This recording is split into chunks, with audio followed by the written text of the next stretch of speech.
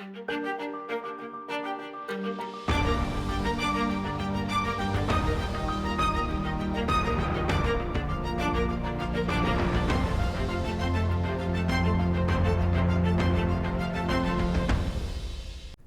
to Search for Signs. My name is Gary Willing. If this information interests you, please press the like and subscribe button and press the bell for notifications.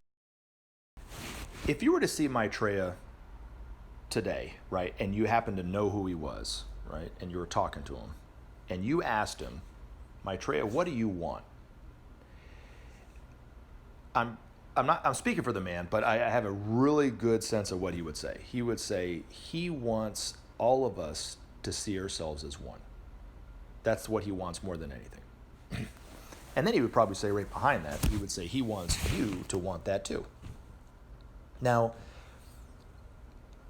I was born in 72, so I lived through the 70s. I remember a lot of the 70s and so forth, and a lot of the, of course, a lot of the 80s and so forth. Now, my first memory of that concept of living in oneness and unity is not Maitreya's message, right?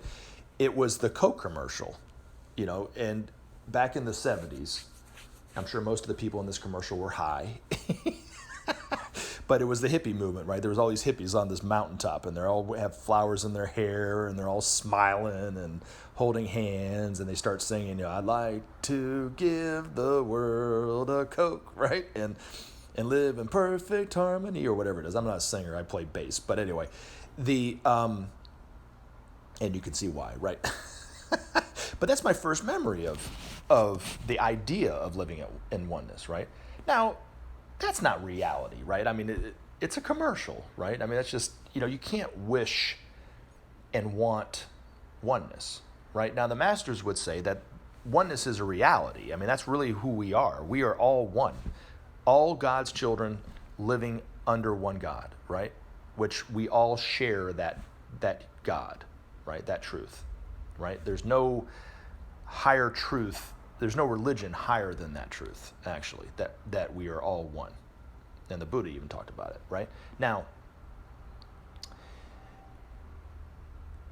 oneness is not only a state of, the reality, but it's also a state of being. It's a way of perceiving life, right, for the person, right?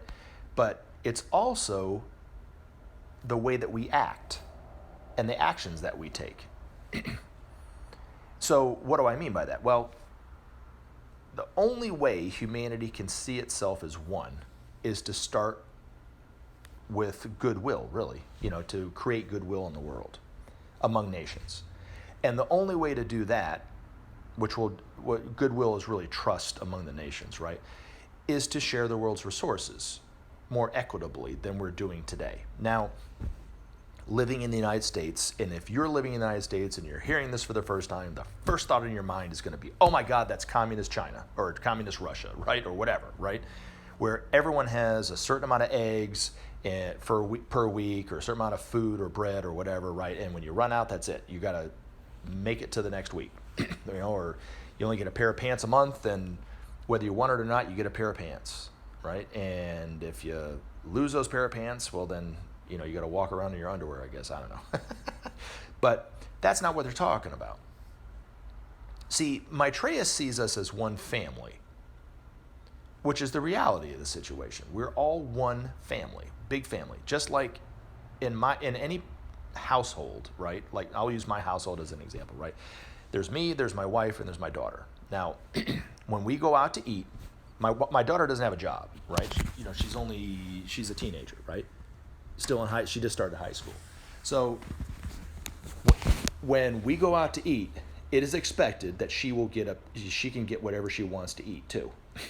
Believe me when I tell you, it is expected that she's able to eat something, right? Even though she knows she's not going to pay for the bill. It's okay for her to get something to eat. I don't I don't take everybody out to dinner, and because I have a job, I make more money than my wife. I get the majority of the food, and my wife gets a little bit off my plate, and my daughter gets nothing, right?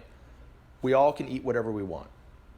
And when my daughter comes home from school, she can open up the cupboard or the refrigerator, and she can pull out whatever she wants to eat, within reason, right? I mean, obviously, I have to hide chocolate from the girl because she can kill any chocolate in the house. She can kill it, right?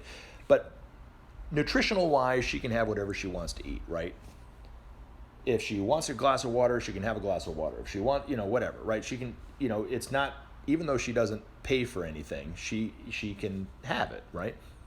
And with the exception of living with a teenager, it's a relatively peaceful household.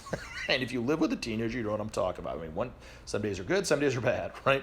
But for the most part, that's not, my daughter opens up the fridge and I pull out the dinner knife or the steak knife and tell her, hey, close that thing up, or my daughter has to steal food from me or something like this, right? I mean, it's her food too. She can have whatever she wants.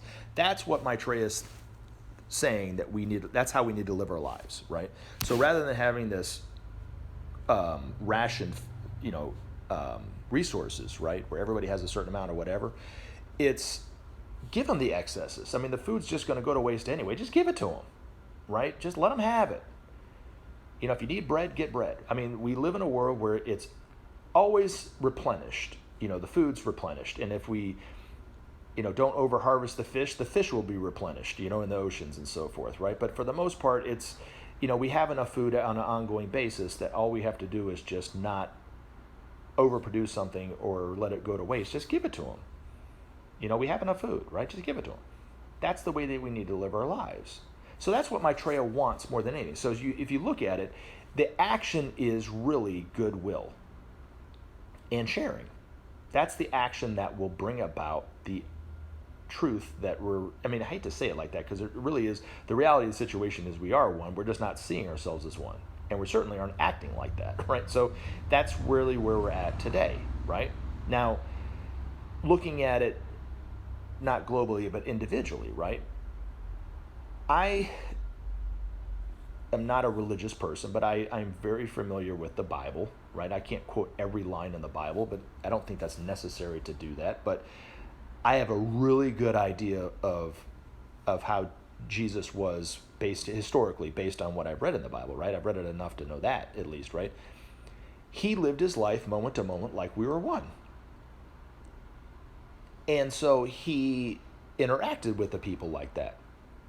He didn't take any crap from the establishment because he saw ourselves as one, who didn't see themselves as one, right? They wanted us to maintain control. But yet he stood for the people because he knew the reality that we were one. He went into the tax collectors' homes, who at the time people thought that you would be defiled if you went in there, right?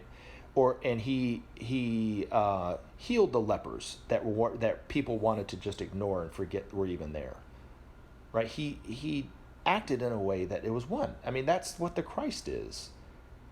The Christ is one with all of us, and so he acts accordingly to that. Now, that's where we're at today, if that makes any sense, because Maitreya being on TV is speaking to us about that. But are we responding? And that's really what the hang-up is right now, is are we really doing what he's suggesting that we do? It's all based on our free will, right? Of when these changes will happen. And it's going to take him saying it more than just once, apparently. Because, we've been hung up so long on the fact that we aren't living like that, right? But I say this in every video, right? At the end of the video, I always say, this is what I say. And as always, take action. Help SOP save our planet. Thanks for listening, and we look forward to talking to you again in future videos. Have a great day.